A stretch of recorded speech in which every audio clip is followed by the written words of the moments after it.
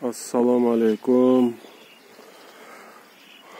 Бул Жалал Абад шаары 13 мектептин жанындагы Куламидинов көчөсү. Бул тарап ошо жердеги бул үй. Мына. Эми мына кошнасы болот экен. Бул үйдө эч ким ичинде бар экен төшөктөр. Анда-санда келип жашап турат окшойт, постоянно эмес. Эми мен көңүл бура турган маселе бул маселе болуп атат. Мына жанындагы үй мына. Мына жактан, бул жактан күн чыгат. Күн чыгыш, это восток. Күн чыгат.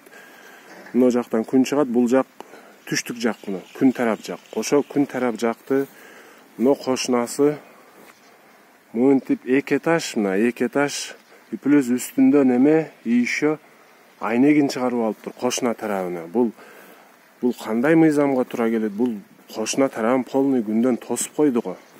Бирок карасаңар, мен бетон эле менин боюмча экен, мына.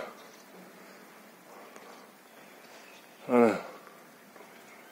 Бул айнекти жетпегенсип ушу айнекти чыгарып коюптур. Бул жерден азыр метр ченелесек бир 20 метр минимум чыгат. 20 метрден бийик беле мына.